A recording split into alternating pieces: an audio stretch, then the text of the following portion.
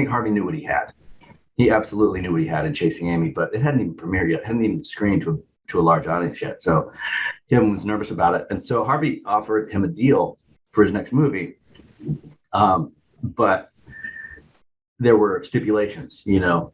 This episode is brought to you by Indie Film Hustle TV, the world's first streaming service dedicated to filmmakers, screenwriters, and content creators. Learn more at indiefilmhustle.tv. I'd like to welcome to the show David Klein, man. How you doing, David? I'm good, Alex. How are you, man? I'm doing great, brother. I'm doing great, man. We've been trying to get this ready and recorded for months now at this point, but you're a busy man. You're working on Boba, you're working on Mandalorian, you're saving the world little by little. So I don't know about all that, but the first two things are true. Exactly. So I appreciate you taking the time out of your busy schedule to come and talk to the tribe, my friend. Absolutely. So first questions I have for you, man. Why in God's green earth did you want to get in this insanity that is this business? Probably because I didn't know that the hours were going to be what they are.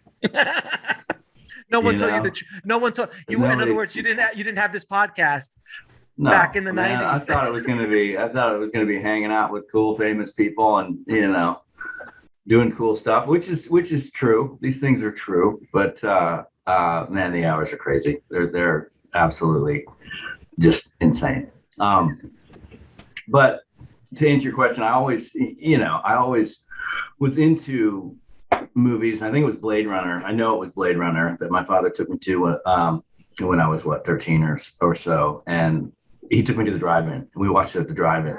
Nice. And I remember leaving and saying to him, Dad, I think I want to make movies. And he's like, sure, kid, whatever, do whatever you want to do.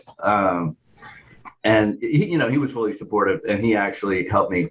My grandfather gave me this 60 millimeter Bolex when I was young, and my father, at the time we had the VHS camcorder that would actually plug into the VCR that you had to take with you, from the top of the TV.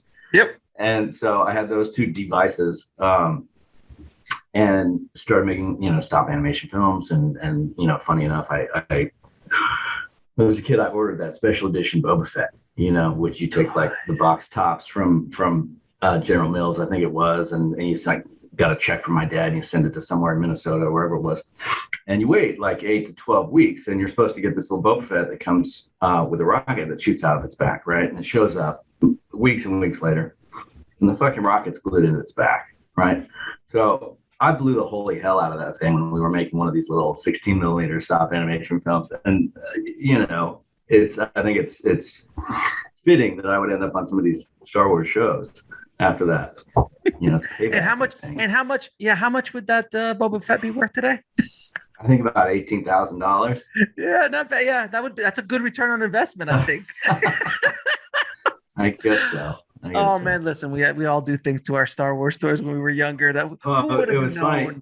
Yeah, my dad used to help me with those, those rockets, the little model rockets that he'd send up. Yeah. They'd shoot off, and a little parachute go up. And so one day I took one of the engines to him, and I said, Dad, if I cut the nozzle off of this thing and put a wick in there, will it just explode? And he was like, come again? And I think he thought maybe I should help you out. And, so he became my grip, my gaffer, my special effects man, everything. That's amazing. He was not in the business, but he was no slouch when it came to helping his kids out. Did you ever invite him on any of the sets that you worked on? I did. I don't think he ever, he passed a few years back, and I don't know that he ever really understood what I do. Same here. But there were some times, I was doing a show in Hawaii, actually, and I think that's why he came. But he came to set, and he, spent a week on and off the set and had a good time, but still, I don't think it sunk in what precisely my job is. Yeah, my dad. I invited my dad onto a set a commercial set I was directing, a commercial, and he just was like looking around, and he went back and told his family and friends, everyone just listens to Alex. That's all. Everyone. He says something, and they move. That's all I know. I don't understand. That's still to this day, he still doesn't understand what I do. Right. Let alone this. This is insanity. Well, for sure. I think at times I don't understand what I do. You know what I mean? I still have so much to learn. Now, so when you started off in your career, my friend, you started off on a little film, little black and white movie called Clerks, with a little unknown director named Kevin Smith and an unknown producer named Scott Mosier. Now, we've had the pleasure of having Scott on the show as well, so I've heard it from his perspective on how a lot of this stuff went down. How did you get roped into this insanity that was Clerks? Well, it started the way so many stories start, Alex. I followed a girl to college, right? and about 2 weeks after we got there, she dumped me for another young woman, which, totally understandable, even cool now. At the time, for an 18-year-old young man, it was heartbreaking, right? And so I was like, fuck this place, man. I'm going to film school, which I had always wanted to do anyway, but didn't have the courage, I guess, to go and just go for it. And so I found the Vancouver Film School, which used to advertise very heavily in American Cinematographer, which is where I saw it. And they have a sister school now, which is the Los Angeles Film School here in LA on Sunset. They're almost identical programs. At the time, there was just the Vancouver Film School, and it was a 1-year program, and they had a class that started every 2 months. So every other month, a new class started. And this young lady that broke my heart put me on a path to end up in the same class with Kevin and Scott. Had it not been for her and all that timing, which, is the luck part of how you get into this business and what put you where you are, I guess. She was the luck part of it. And she put me in the class with Kevin and Scott. Her time put me there. And to be honest, after, Kevin dropped out halfway through the program to save the rest of his tuition for the movie. Right. And Mosier and I finished. And the reason they wanted to bring me on to Clerks, truth be told, is because they didn't want a cinematographer who knew more than they did. And, I had focused more into the cinematography aspect at the Vancouver Film School, but still, it was a 1-year program. How much can you learn in 1 year of hands-on? Not a whole lot, but I think the biggest compliment I got from Clerks was when we were doing the regular 16 millimeter 235 blow up. We did it at a lab called Gafanti Film Lab or Gafanti Filmworks in New York, and the biggest compliment I got was that I exposed the film properly and really well. I mean, from my point of view, I've watched Clerks multiple times in my life. It's exposed. I mean, you're right about that, Alex. It is exposed. It is exposed. You didn't underexpose. You didn't overexpose. I mean, it's man, you exposed. And what's so fascinating, and for people listening, the youngins listening, you shot this on 16, not even Super 16, just straight 16, right? Or was it regular 16? Regular 16. MOS? No, it wasn't MOS. It was sync. No. It was sync sound, and we got all the the camera equipment and the audio equipment from a guy named Mike Spera, who had a little company called Pro Camera, I think, at the time. And he actually went on to run the studio in Astoria. The big one over there. Yeah, exactly, for quite a few years. And I ran into him all those years later when Kevin and I were there doing Cop Out, which was kind of cool. But it was basically all we could afford. This Aeroflex SR, just an SR. Oh, it was just straight up SR1, straight up SR1. And it was all we could afford. I think we had $3,500 for all the, camera equipment and audio equipment for the run of the show, which was about 4 weeks. And so he's like, "That's the one you get." And it sounded like a machine gun. It did. And I mean, we had the little Barney that comes with it. We also had, I would end up operating the camera with that Barney and just leather jackets and all sorts of blankets and whatnot on my head, just so we weren't recording the sound of that machine gun on my camera. Right, because did you have a blimp or you didn't have a blimp? We had just the standard that goes over it, but nothing kind of leather thing. Which was useless, essentially. It was relatively useless. All the sound is coming out of the lens. You know what I mean? Right. I'll tell you what. When I was in film school, the camera I got to use was the SR3. And that was that. Whoosh! We were the first. Well, that was slick, man. I mean, but I think by the time we shot Chasing Amy Super 16 on an SR3. That was a great camera. That was one of the best 16 millimeter cameras out there. Yeah. Oh yeah, solid. And you could hook up your laptop to get like reports and stuff. Yeah. You know, that was like the big thing. Like you could hook up a laptop. I remember that. I remember not with the SR3, but I remember plugging my laptop into a 535 and doing the speed changes and that sort of thing. And it was that black and white MacBook Pro, not even a MacBook Pro. It was a black and white MacBook with a 110 megabyte hard drive. You know, which was screaming back then. Oh yeah, you think I'll never fill this up? I sent emails bigger than that. You know what I mean? Exactly. So all right, so I have to like the ins and outs. I mean, you guys shot that movie if I remember correctly, it was like a few weeks, or was it a month? It was 4 weeks really, but you know, it was all nights. You know, that's why Kevin wrote into the script that somebody jammed gum in the locks because we couldn't have the store during the day. And so we shot nights, and we had the store from about, I want to say we had it from 11 p.m. until 5 a.m. You know, so they were short, but you know, we would shoot, and then Kevin would actually work at the store, either the community store or the video store all day, and then he'd find maybe a little time for sleep. A little bit of sleep, and then we'd get right back to shooting. So it was more days than you would expect, but they were shorter. You know, shorter. I mean, I remember when I was coming up and I would walk on set as a director, man. Early on, you just don't know what you don't know.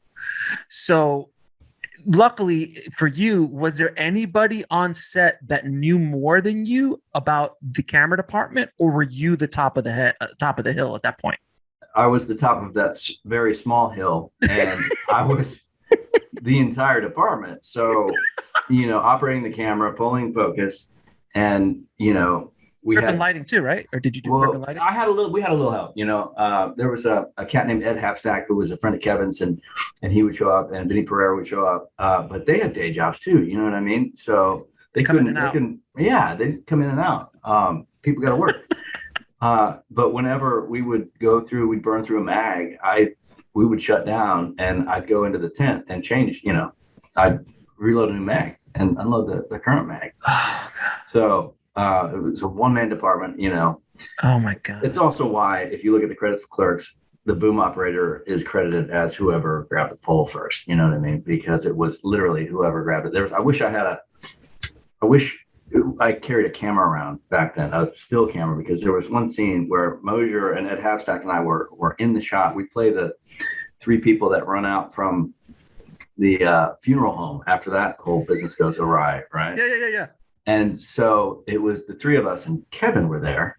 And so Kevin was literally operating the camera, sitting on the ground in the street. He had the Niagara down, you know, by his thigh. And so he's holding the boom, he's operating the camera, and there's the three of us running in the shot. But I just wish I had a photograph of Kevin sitting there with the SR1, with the boom pole, which was, I think it might have been a hockey stick actually, with the microphone attached to it. And one-man band at that point, you know.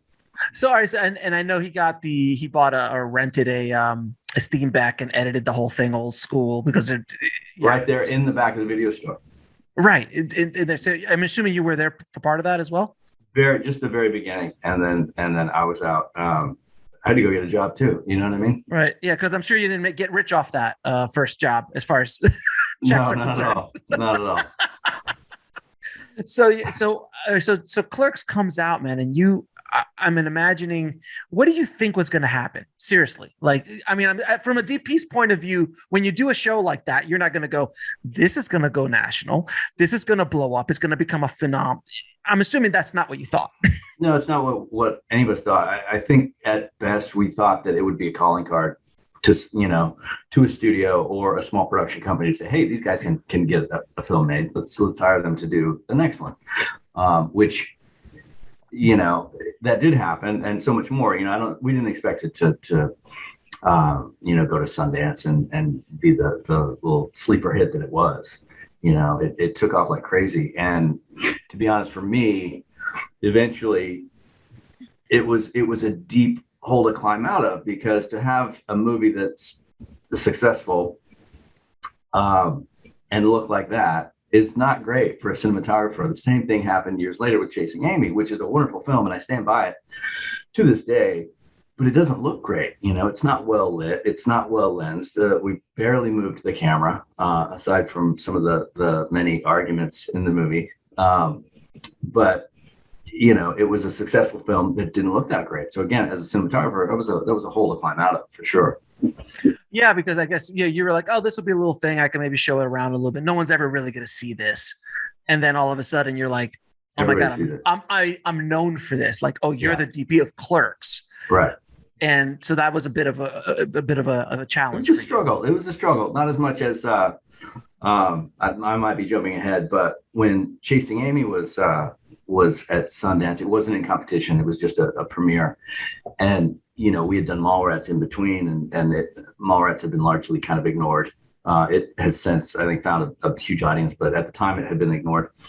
And so Kevin and the rest of us were nervous. We were nervous about what was going to happen with Chasing Amy. And so, Kevin and Scott had a meeting with the morally repugnant Harvey Weinstein before our screening. And Harvey, I think Harvey knew what he had. He absolutely knew what he had in Chasing Amy, but it hadn't even premiered yet, hadn't even screened to a large audience yet. So Kevin was nervous about it. And so Harvey offered him a deal for his next movie. But there were stipulations. Joey Adams, who was the lead in Chasing Amy, was going to be the lead in Dogma, and Harvey said no. He said that's one of the things. And he said, Joey's not going to be the lead, and Dave's not going to be the cameraman, and whatever else it was. Those are the two that I really remember, because after that meeting, we were all staying in this condo together, and Kevin takes Joey into a bedroom, and Mosier takes me in the bedroom and breaks the news to us, and then we all go to the premiere. So, it was a very surreal experience to have this audience just adore the movie. And, I'm sitting in the back row thinking, and I don't get to do the fucking next one. You know what I mean? So it was a kick to the gut, for sure.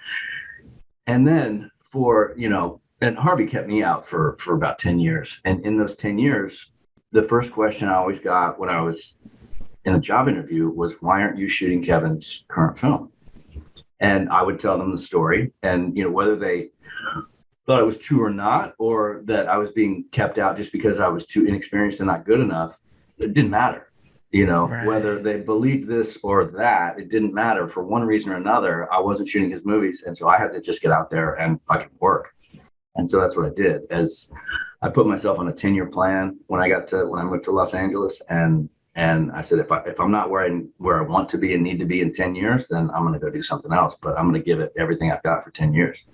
And it took just about all of those years to finally, I think, get a grasp on the craft and being comfortable in what I could do with the crew and the set, and telling a story. That's what it's all about. You have all the experience in the world. If you don't know how to tell a story, it's irrelevant. It's all irrelevant. It's fascinating to hear that story, man, because so many people looking from the outside in, must like, oh, well, you worked with Kevin and you did a couple of his movies, and then your career was set.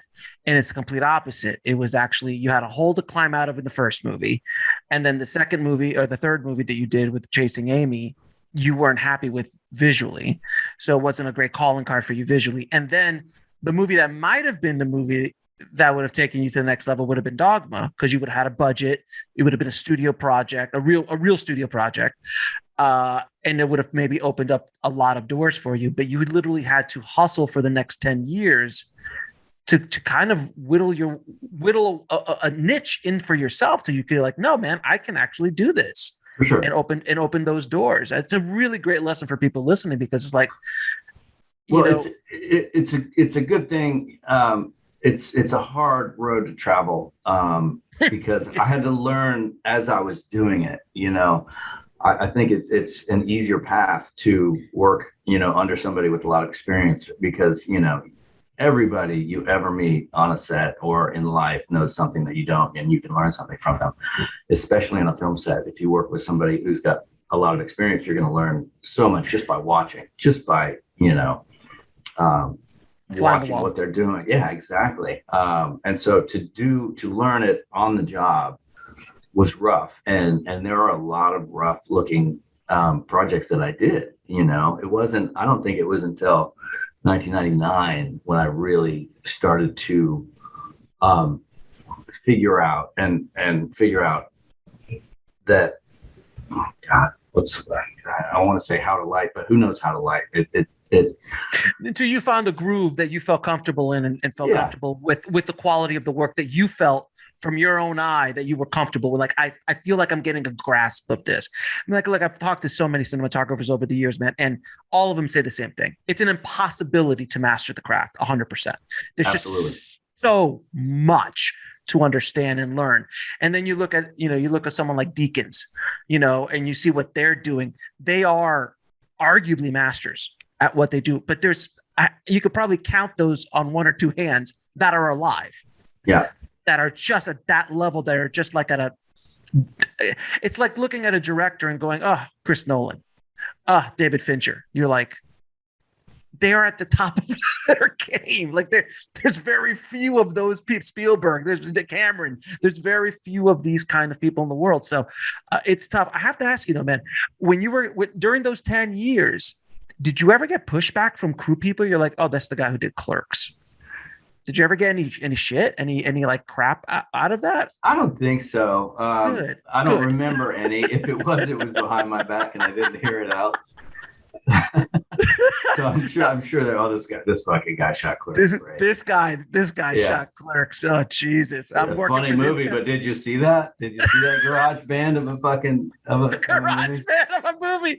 Which you know the story. The reason it's black and white is because we couldn't afford to balance the lights. We were going to be shooting. We were going to be shooting fluorescent, and we had a little tungsten kit, and it was going to be mixed all over the place, and we didn't have the money to either gel the fluorescence or even get like an HMI package or a proper Kino package or any of that stuff. So we shot black and white, which is what gave it, I think, that garage band aesthetic, which I love. And great. Now I can sit back and watch it and just adore that movie.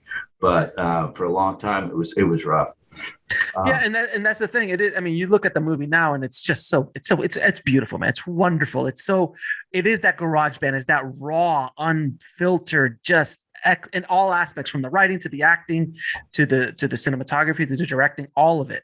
And it's but at the time, I understand your point of view. Look, Robert Rodriguez had the same issues with El Mariachi. He's like, no one was supposed to see this. This is just my test film, and you want to release it nationally? Are you crazy? So it's, a lot of those movies were like that. When I talked to Rick about Slacker, is the same thing. And Ed Burns with Brothers McMullen, like all these guys, when you guys were coming up during the 90s, it's just such a for people who weren't alive during that time, they'll never understand the magic of the 90s in the independent film space. It's a very special time from, I'm going to say, 1990 to 99. That decade will never happen again. Mm-hmm.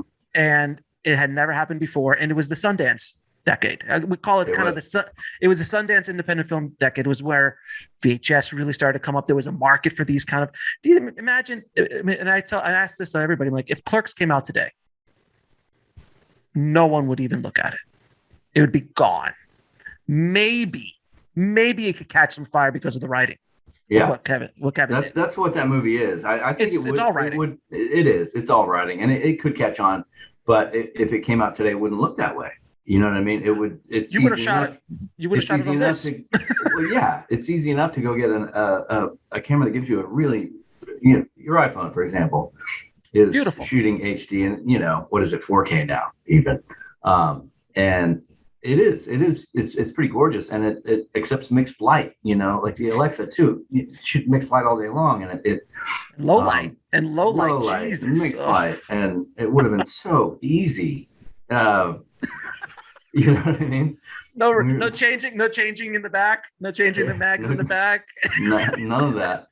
There's a funny story where we shot the salsa shark scene, Clerks, and we had so little money. And Kevin wasn't happy with it one night, but we'd wrapped, and I had my fucking hands in the bag, in the tent. And he's like, let's reshoot that tomorrow. And I'm like, what do you want me to do with this film? Because he had decided we're going to reshoot it, and we had so little money. It was like, he's like, throw it out. We didn't even process it. We didn't want to spend the money to process and print, because that's the only, that's what we were doing back then. And so we tossed it out. So yeah, deleted scenes. Deleted you should have kept it. He shouldn't have thrown it out. Should have just kept it and maybe develop it after Sundance.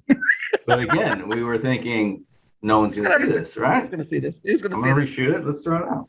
So after Clerks, you had this. It was, obviously a very big hit. It was a phenomenal. It was a phenom situation, and then you got an opportunity to shoot a studio movie, which was Mallrats, which had a bigger budget, arguably much bigger movie.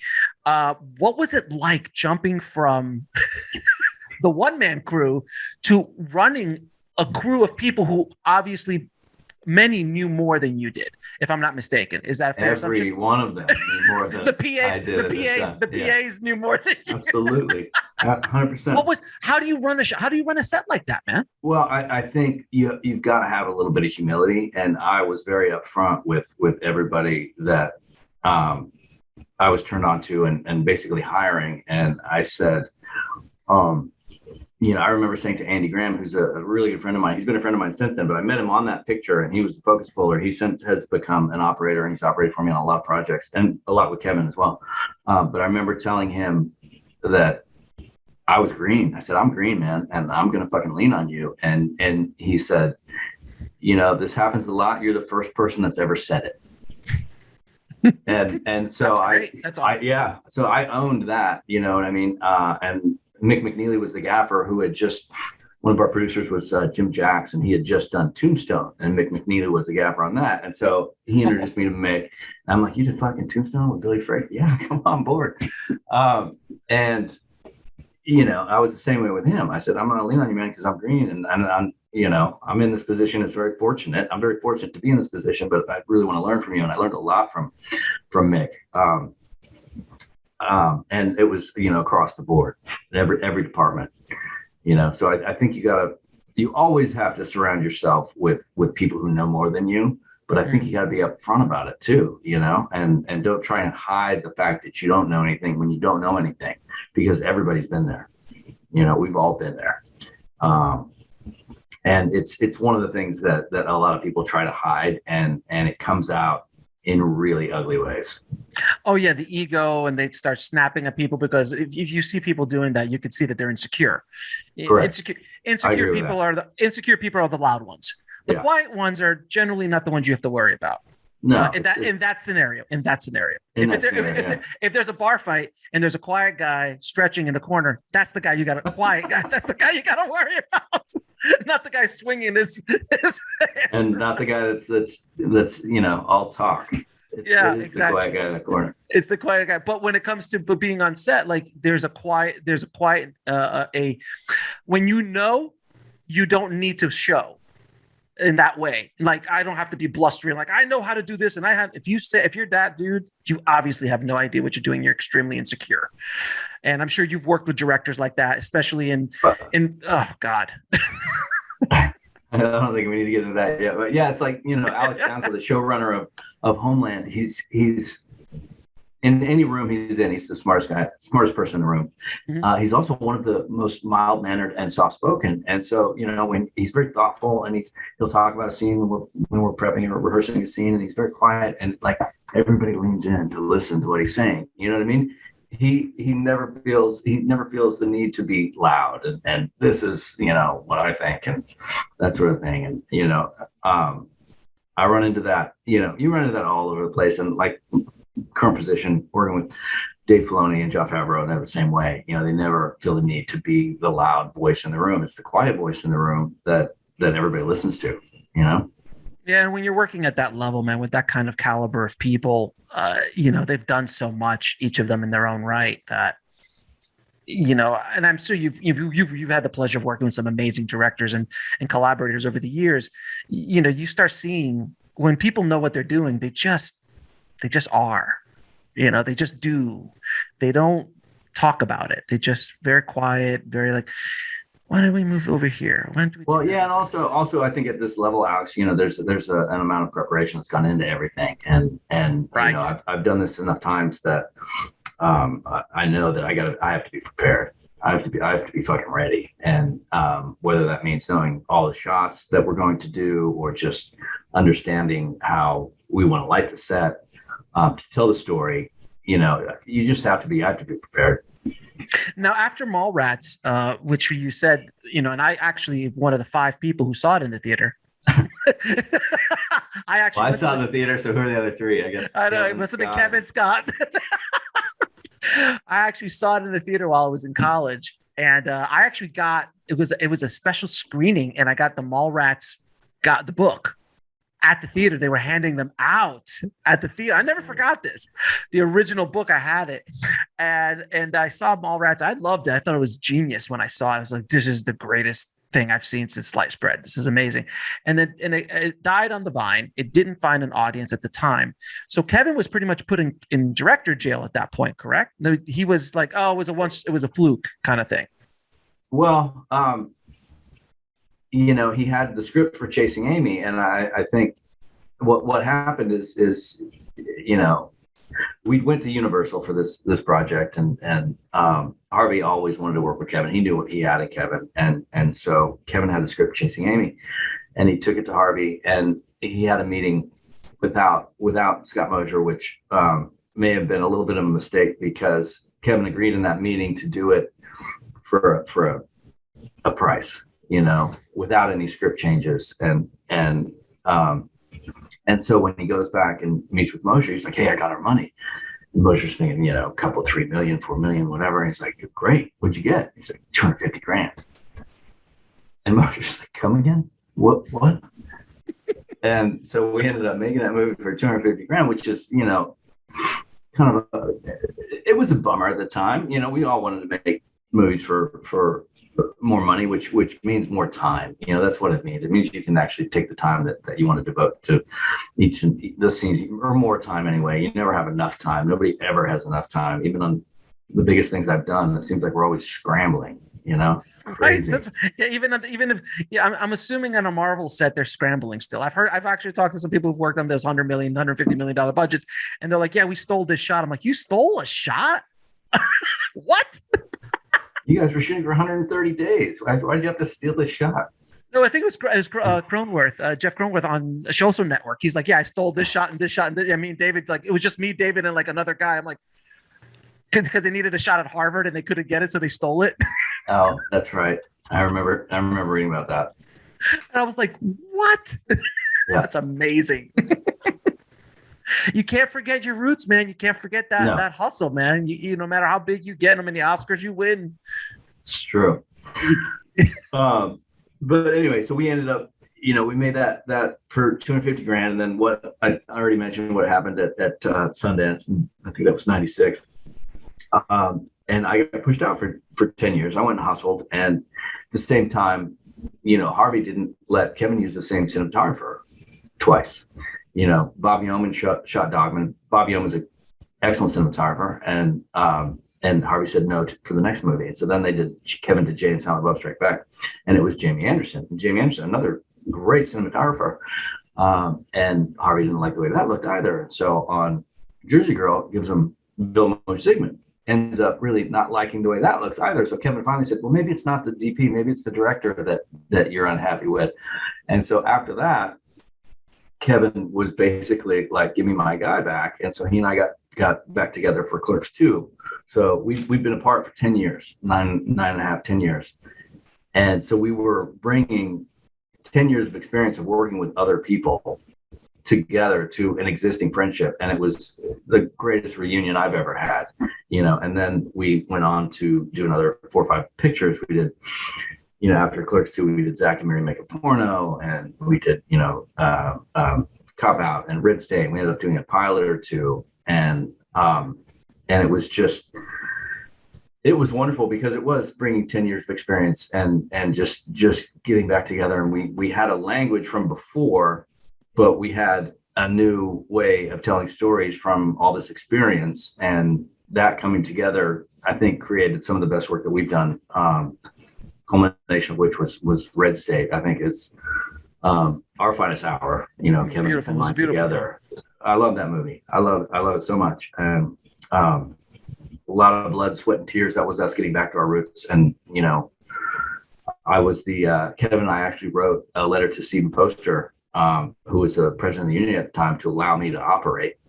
You know, because that the union would have to allow this to happen, and you know, it's got to be a creative choice. It can't be budgetary, and it was absolutely creative. You know, we were trying to get back to where we'd started, and you know, Stephen understood that. Stephen has worked with Kevin actually, and you know, likes Kevin a lot, and so they agreed to it. The union agreed to it. So I actually operated the camera, and we were literally, you know, back to where we'd begun. And it was a much bigger project. It was $4 million, but you know, $4 million doesn't go as far in 2008 or whatever it was, 2009, 2010, as it did back in the 90s. No question. And listen, man, after all the years that you've been doing this, is there anything you wish someone would have told you at the beginning of your career, besides beware of besides Get Out? Besides Get Out and beware of the morally repugnant Harvey Weinstein. You know, I think, and it's probably one of the hardest things that I've had to learn, is that there's an elegance in simplicity. You know what I mean? Because when you're starting out, or when I was starting out anyway, I can't speak for other people, but when I was starting out, you know, I was really trying to light a scene to tell the story, and I think it was a lot of it was forced, you know, and it was just too much, and it took me a while to sit back and you know, when you're lighting a scene, you always got to look for the light to turn off, because there's always at least one. There's always at least one that is unnecessary and you don't need it, and it's not telling the story. It's just, you know, you're showing off, or you're being cute or something. But you know, I wish that's the lesson that took the longest to learn. I wish somebody would have told me that just fucking relax. And there's a real elegance in simplicity, and I think, you know, it's hard to describe. It's hard for me to describe what is simple or elegant in lighting, because I can't tell you why I light a scene a certain way. It all comes from the gut. And that's another piece of advice I wish I would have learned, that, you know, just follow your gut, follow your instinct, and don't second guess yourself. And even if you're wrong, just fucking do it. And you're going to learn from your mistakes. You know, if you are wrong, you'll learn from it. Go ahead. Can you talk about the happy accidents?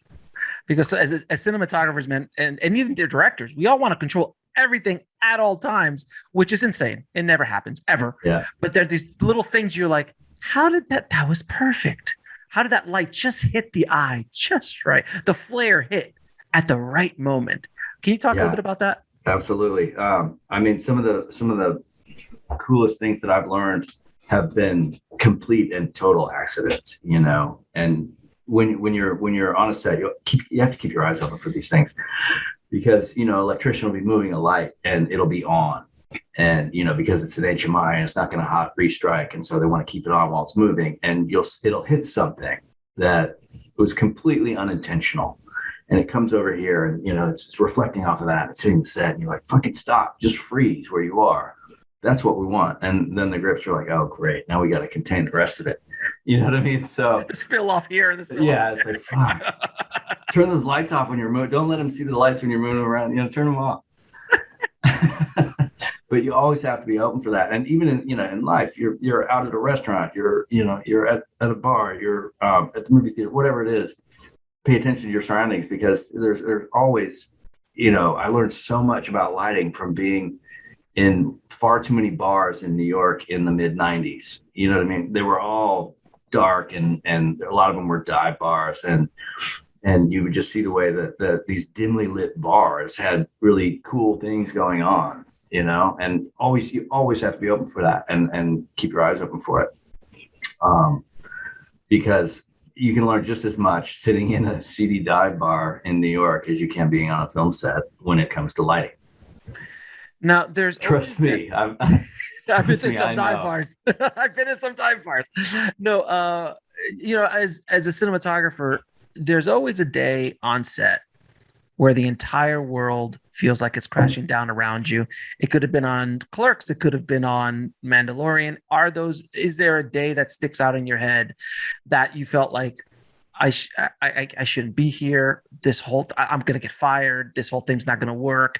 And what did you do to kind of go through that and get through that obstacle?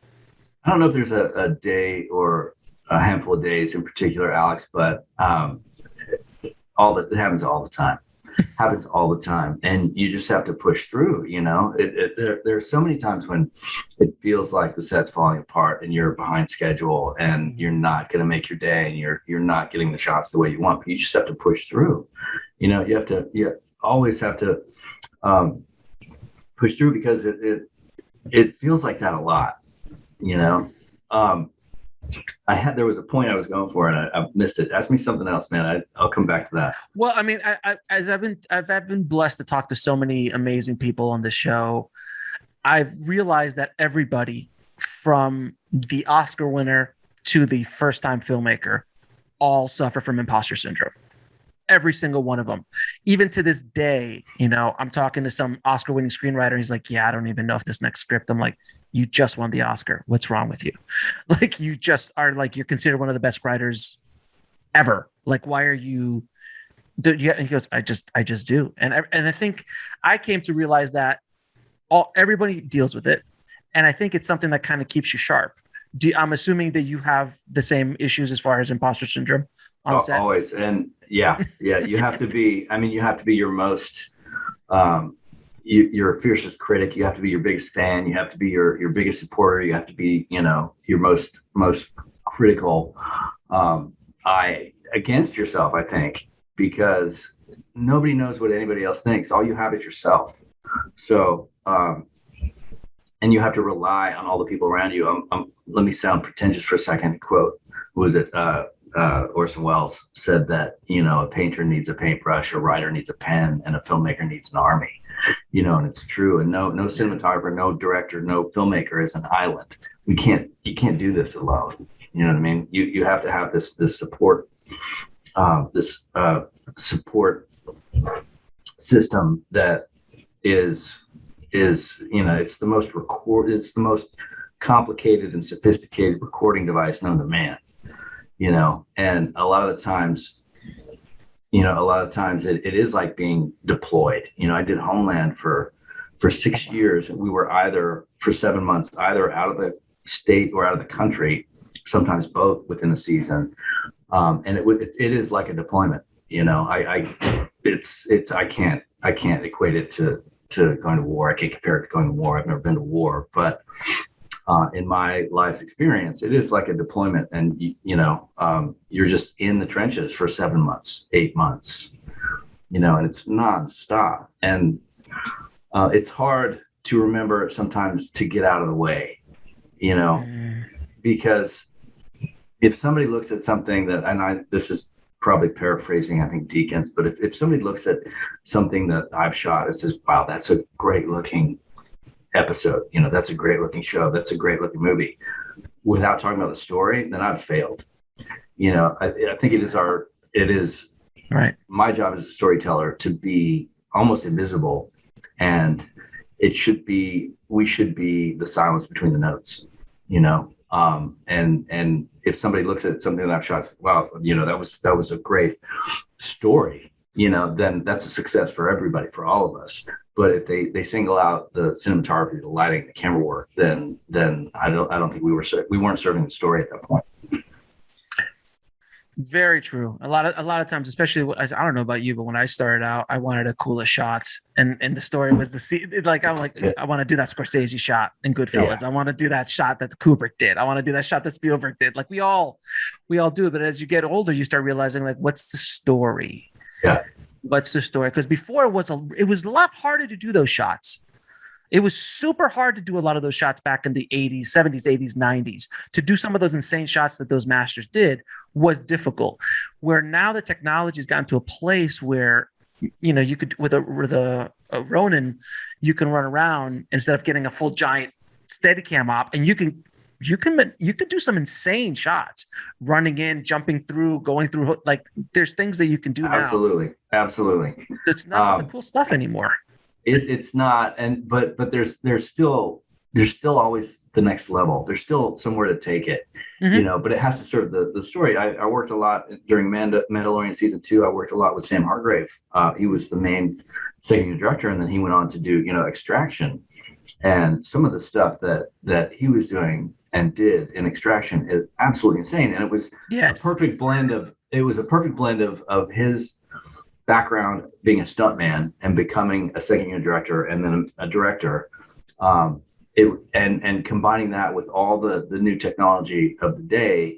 There's that scene, you look at the behind the scenes stuff where he's basically riding on a four-wheeler, on an ATV of some sort, and he's actually directing and operating the camera, and somebody chasing a car, basically going forward and then in reverse, and then somebody detaches him and he runs up and shoves the camera through the window. And then there was a takeover of some sort. They did a visual effect blend, going into the car, and then they're all of a sudden in the car in another shot. They blend it together and the car drives away. And so it was beautiful choreography, and it was like, watching a ballet dancer, except, it was more punk rock than that.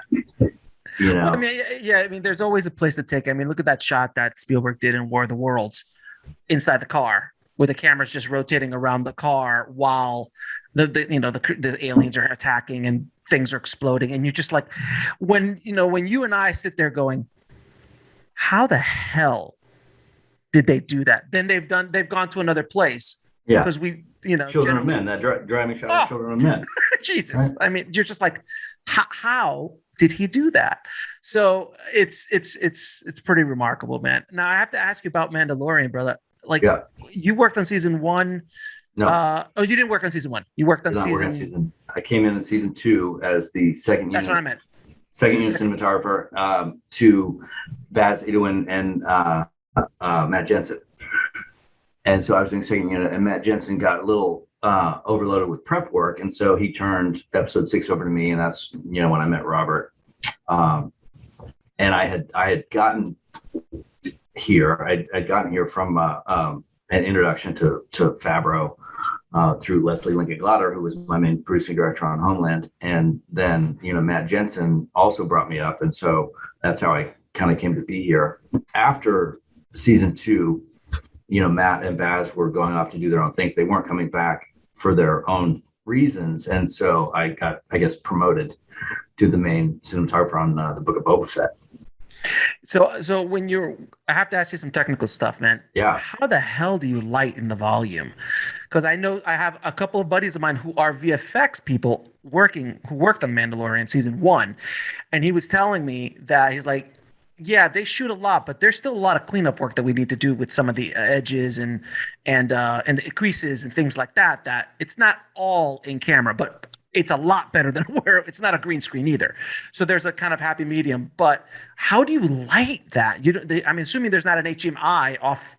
Like, how do you do that? How do you light it? It's that's a hard question to answer. It's kind of like asking how do you light anything? You know what I mean? It's got its own. It's a fucking process, Alex. It's a process. I'm gonna just tell you, man, it's fucking hard, dude. It's fucking hard. It is. It's weird. There's nothing easy about it. I think I had a lucky introduction to it in that, I was doing just a few days here and there during season 2. And so I was getting to know it, and I was able to watch Baz and Matt do their thing in the volume. And so I had a slow introduction to the volume in season 2, and then rolled right into Boba Fett shortly after that, and was thrown in the deep end, where there's a long prep. There was a long prep to Boba Fett. I think I was on for about 5 months before shooting started, and it has a lot to do with lighting the content that's going on the volume walls.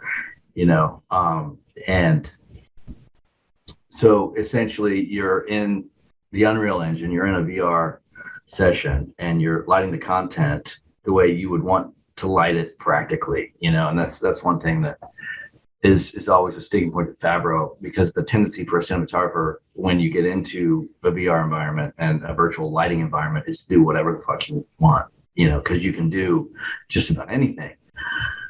But you also have to match that in the practical set that's going to be inside the volume. And one of Favreau's things is like, don't light it however you could in a virtual environment. Light it how you would in reality, or else it's going to start to look like a video game. It's going to, you can put a source the size of the sun out there and do this, but could you do that if you were lighting this virtual environment? Practically, no, you couldn't. You'd have HMIs and whatever you're going to use, and that's also what you're going to use on the practical set. So, it starts with lighting the virtual environment and knowing how to bridge the gap between the virtual and the practical, because you could actually move light sources within the volume itself, like meaning the VR aspect of it, the Unreal Engine. You could put a light somewhere in the virtual space that lights through the LEDs on, and there is an aspect to that, correct?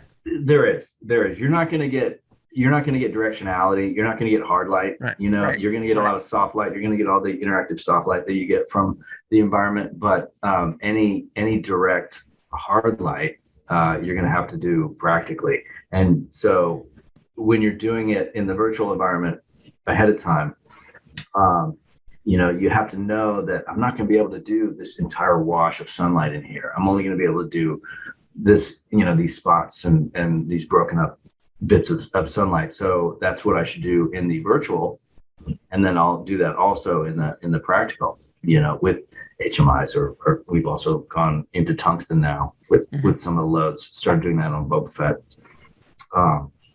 Didn't know if it was possible or not, and I'd been told that it was not possible to go tungsten in the volume. But then I was talking to everybody from Stagecraft and ILM, and they said we can absolutely go tungsten. I don't know who told you that, and I, to be honest, don't remember who told it to me either. But once we started using tungsten light in there, I think it made everything feel a little more real, because it's a full spectrum light source, and it just kind of fills in all the blanks of the wavelengths, and it just made it all feel a little more real for me. The lighting of it anyway. When I was talking to Dean Cundy, because he was on the show, and he was right before he was heading out to Boba. I think did he shoot Boba? Or did he shoot all the Mandalorian? Yeah, he did shoot some episodes of Boba. Yep. He was telling me that he was lighting outside the volume as well, getting some light spill. It's something like that, or am I mistaken? No, you're not mistaken. One thing that we haven't been able to do, and I don't know that it'll ever be possible, is to do a broad, sunlight source, or open moonlight even. Anytime you want to just fill the volume with light, if that's what the scene requires, you need to take it outside. Because first of all, there's not enough room. It seems like it's a big space, but it gets very small very quickly. And if you did wash it with giant HMIs or big tungsten sources, the light's just going to bounce all over the LED walls and render them useless. So anytime we need open sunlight, anytime we need say the desert at night where it's supposed to be a moon source, we'll go on the back lot. But if we need pockets, if we need a skylight here and there shooting some sunlight in, then we have some parts of the ceiling that we can take out, big sections of the ceiling that we take out. And there's a lot of rigging up there, a lot of hardware to work around, and so there's still not a lot of space to get lights away from where they need to be, so you can have good shadows. And so we end up using mirrors a lot. So we'll have an opening in the ceiling that might be 5 by 10, 5 by 12, something like that. And then we'll have a big mirror up above, and then we'll have an HMI, a tungsten for now, whatever it is, another 15, 20 feet away, so that there's a good amount of distance from the light and whatever's cutting it, which is usually a gobo hanging beneath the opening in the ceiling, so that we're trying to get it as far away from the light as possible, so that we have good shadows. And there's just so much hardware to work around that it's difficult, but we've kind of cracked it a little bit, and are getting better at it as we learn more, which we're learning something every day that we're in there. Right. It seems like from season 1 to season 2 to Boba, and now hopefully I can't wait to see season 3.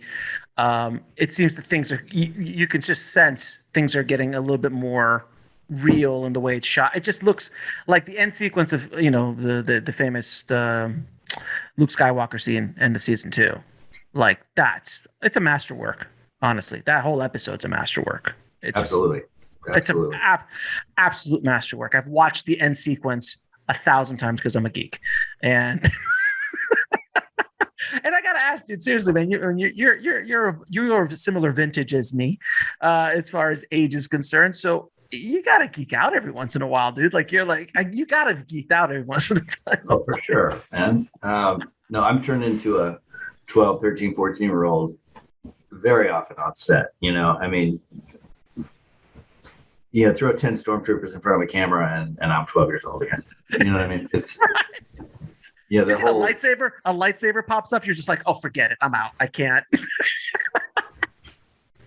It goes back to me blowing the hell out of that little special edition Boba Fett, man. I had all the toys. I have some of them in my office right now. Little baby Kleins, the Star Wars toys. You know what I mean? That's amazing. But so you on Boba, you got to shoot with Robert. You shot for Robert Rodriguez, who is very well known for being his own DP. So what was it like shooting for Robert? Because Robert's not used to working with other DPs, generally speaking. I'll be honest. He largely left me alone.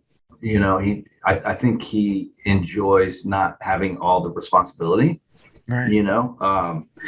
Because he still edits everything, and even when we were prepping, we were prepping remotely because it was the beginning of the pandemic, and so he was in Austin with his kids, and he was shooting basically animatics or stunt biz with his kids and with some of his old Star Wars toys from when he was a kid. So he's still very hands-on, but when it came to the how are we going to light this? How are we going to light the set? He had ideas that we would talk about when we were prepping and when we were lighting some of the virtual environments. But for the most part, he left me alone.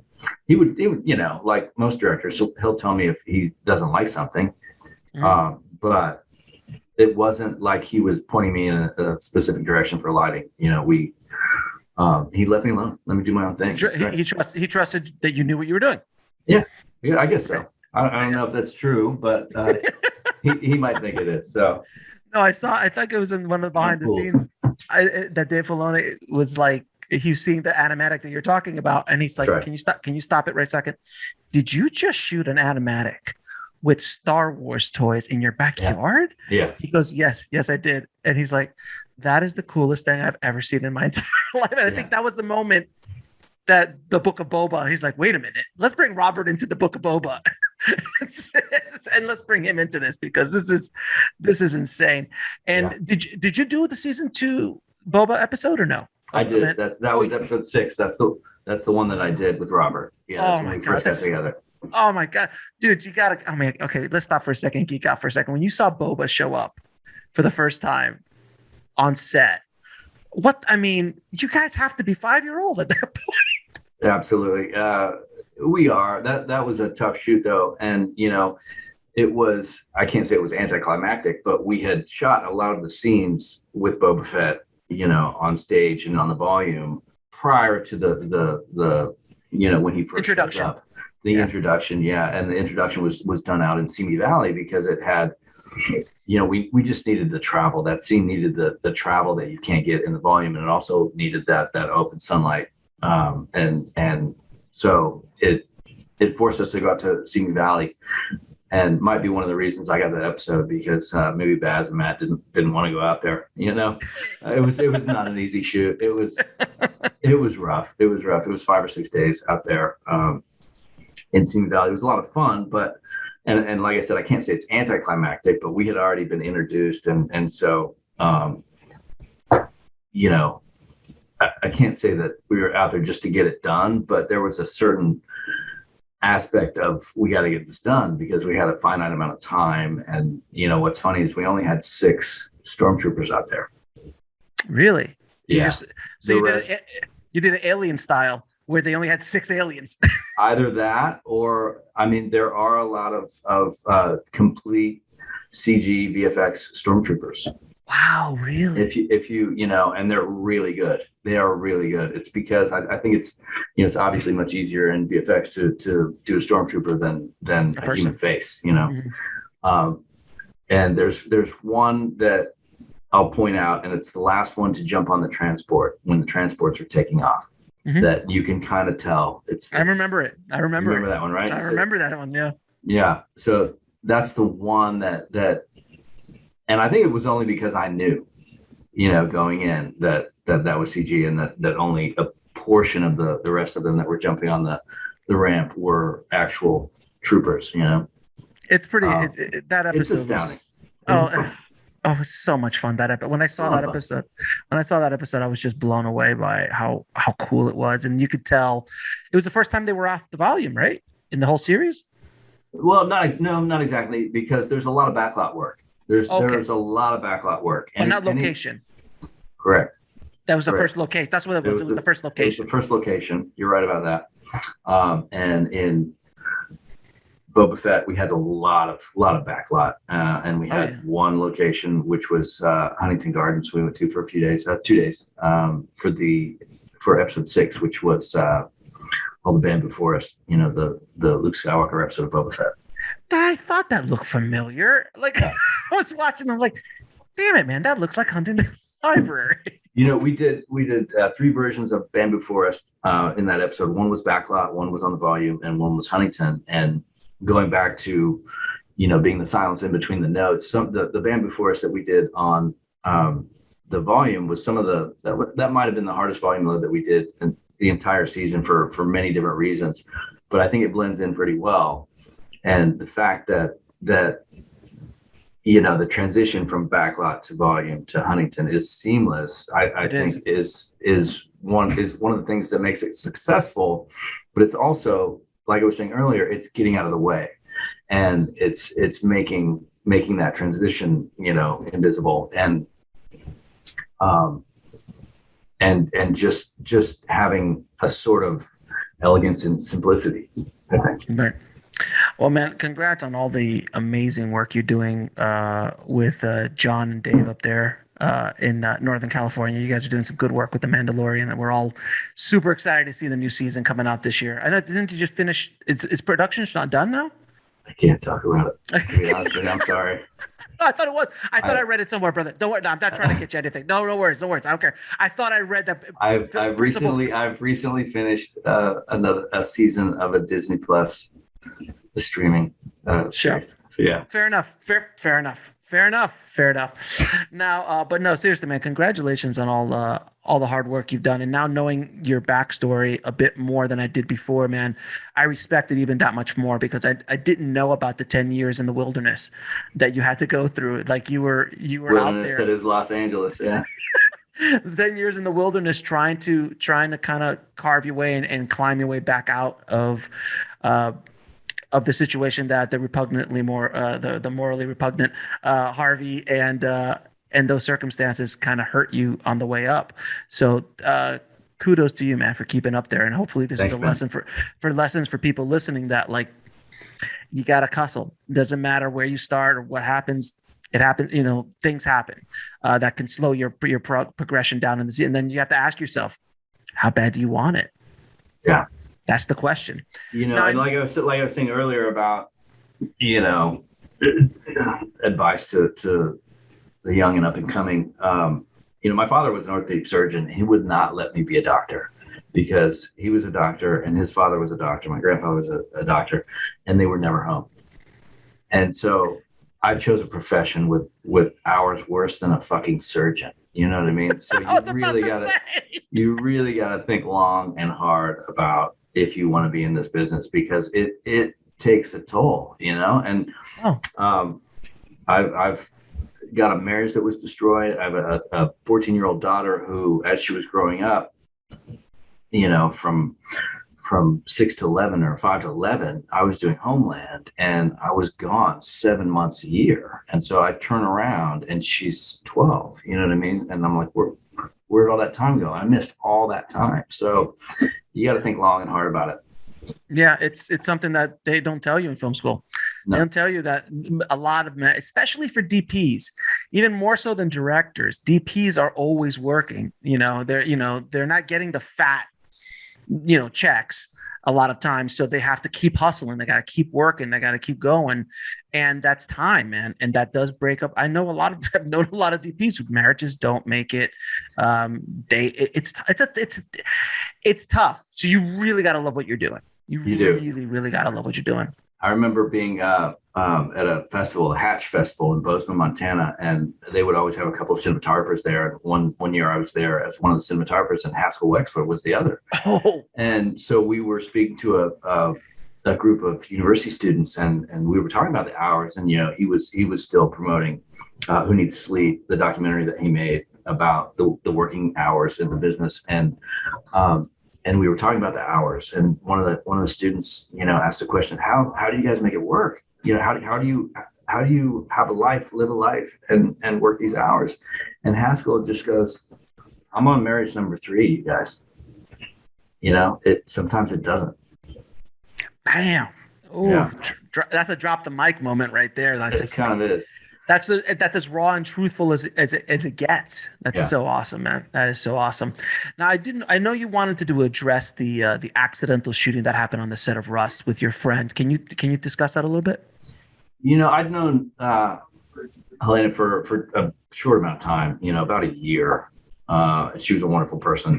I thought she was a great cinematographer. I'd introduced her to some members of the camera department that were actually working with her on Rust. And I'll be honest, Alex, when we were first getting into this, it was so raw and I had a lot of emotional opinions about it. And I don't remember exactly what I wanted to say specifically. But I'm not, I did see a letter that was going around that was signed by a lot of cinematographers about no actual weapons ever again, no real firearms on set. Let's do it all VFX.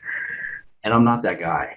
I've probably photographed 2 million rounds, obviously blanks in my day. And she was a friend of mine, like I said, not a long time friend, but she was a friend of mine. And it's a horrible tragedy what happened. But I think what needs to happen is there just needs to be a safety officer. There needs to be a position created that oversees all safety, because you can't put that on the ADs. You can't put that solely on the armorer. There has to be a checks and balances, and there needs to be a new position I think created that is safety. And we've seen it for the last 2 years. During the pandemic, we have safety officers that have been going around, and for the first year of it, it was put your face shield down, keep your mask on, put your face shield down. Mm-hmm. And now it's just masks, but still there has been an entire department created. So I think there should be a safety officer. There should be that at least that one position that is in charge of the things that we all think belong squarely on the shoulders of the ADs. You can't put it on them, because it's just not right. I think we need a new position that oversees all this stuff. I'd agree with you on that, because working with ADs all my career, man, they can handle a lot, man. They handle a lot on their shoulders, and they should be one layer of protection. Yeah. But it shouldn't stop with them. So the AD should still have some sort of say in what's going on, and let everybody know. And when I'm shooting on set, they stop the set. Hey, we've got a live arm on set. Everyone be aware. This is it. This is that. I get that part, and the armor should definitely also have have some sort of another layer of protection. But there should be the last stopgap. Someone who just finally goes, "Let me see the gun. Let me check it, make sure everything's good. All right, and go forward." I've done both. I've worked with live rounds and I've worked with VFX, the airsoft guns. And, can it be done? Yeah, but here's the problem I have with it, Alex. Even a quarter load blank or a half load blank, an actor doesn't react to the way they react to a full load blank. I don't like half loads. I don't like quarter loads. I like full load blanks because that gives them the correct reaction from the gun for them to respond to, naturally. And that's exactly, and that's my main thing. And like I said, I hate it when people say, "Oh, I've been in this business for this amount of time." They usually lose me when they say that. But I have photographed a lot of blanks, of rounds of blanks, and never had an issue, never had a problem. Well, I mean, listen, and I got called by Variety in Hollywood for, quotes and trying to, asking my opinion on what was going on. And I said, listen, guys, and they got this from a few other industry vets who said, how many stuntmen have been hurt in the course of the last 100 years on a set? Do we now do away with all stunts and do everything virtually? No, there's safety. There was mistakes. What happened in the Twilight Zone, that horrible accident that happened there. And there's so many other, you could list, accidents that happened in the stunt department. Things happen sometimes, but you can't just wash everything away like that. You can't. And I sorry to interrupt you, Alex, but I'd be willing to bet that Condor lighting cranes have hurt more people in the last 10 years than stunts have. You know what I mean? Agreed. There are so many new new safety rules and regulations regarding condors all the time. I remember back in the day when they didn't need a harness. I remember. I mean? Oh, I remember. Remember the cranes? How about the cranes when you're sitting down? Yeah. I mean, those long cranes with the camera at the top, and you would see the pictures. And I got up on one of those cranes once. I'm like, where's my seatbelt? Are you? No, I'm not doing this. I'll do this from the bottom. I'm not going to do this. This is insane. Well, going back to the 90s, Alex, we used a lot of those cranes, the Chapman, the Titans, the Nikes, all this stuff, because they were so much cheaper when the remote heads were new. Remote heads were coming out in the late 80s, early 90s, and so they're very expensive. So we rode those cranes all the time, and there usually are seatbelts. But mine was cheaper. But you're up there, you're 50 feet in the air or whatever it is. You're like, wow, this is, it's the most treacherous thing I've probably done aside from, being in stunt cars, as a camera operator, being in stunt cars is pretty wild too. But a lot of that I've been, was more dangerous than any of the work with blanks that I've done over the years. Wow, man. Well, I hope that there is some changes made. I think there will be. I hope they're not just a knee-jerk reaction. I hope there's a really thoughtful way of moving forward with it because, like, I agree with you 100%. I think there has to be some sort of position created to help the scenario because obviously there's a problem, especially with so many low-budget, non-union, situations, which I've been involved with a lot in my day. I get that, and it's a little wild west, no pun intended, because that was a Western, but it's a little bit wild west in the sense that, we'll do this. It's going to cost too much. We're not going to do that. And there has to be some sort of rules. There has to be an accountability. And I think the way to do it is to assign a person to, overall safety. Agreed. As we've been during the pandemic, our COVID safety officers will give a speech, to us about mask wearing and social distancing and all that stuff. And so it's easily done. That position is easily created. And I know everything comes with a price tag, but there's no price tag as big as the one, as what Helena spent. You know what I mean? Amen, brother. Amen. I appreciate it. I appreciate you will be willing to talk about that and bringing that out to light. Now, I'm going to ask you a few questions to ask all my guests, bro. Yeah. What advice would you give a young cinematographer or filmmaker trying to break into this vicious business? Don't fucking do it. Don't do it. Just run away. Run away, bro. Run away. No, in actuality, I would say take a long, hard look at this industry and really think long and hard about whether you want to commit this much of your life to this, because it'll take every minute that you give it. This industry will take every minute, every hour that you give it, and then some. So think long and hard about it, and because none of them will listen to that piece of advice, I will then say, you got to get out there and work. You have to learn.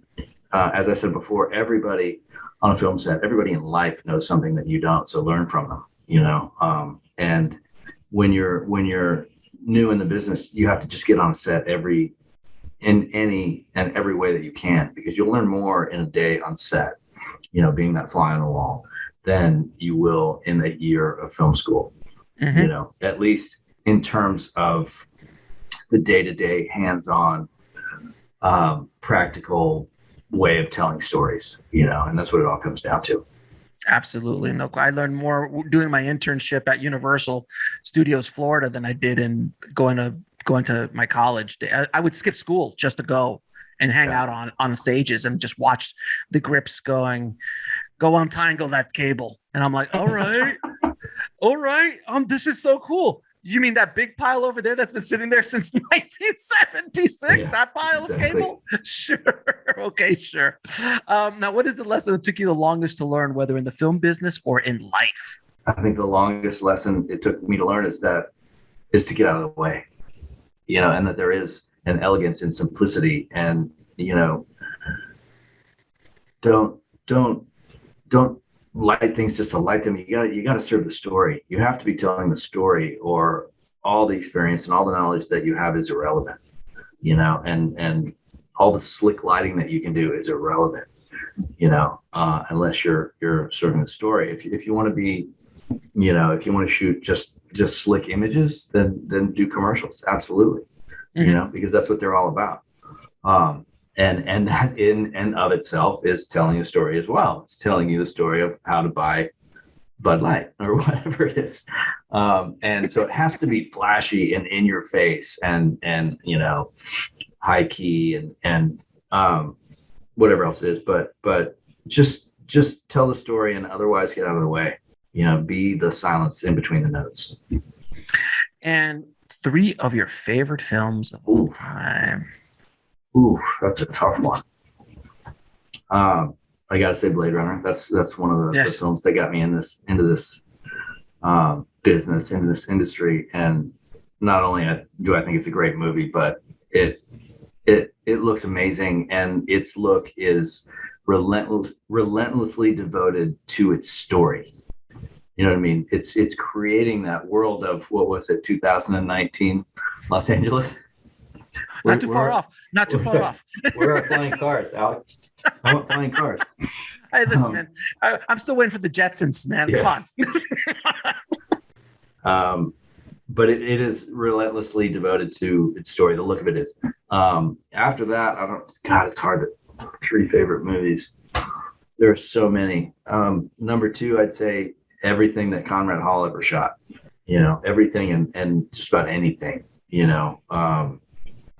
I've been devoted to studying his work for a long time, and he did Bobby Fischer, right?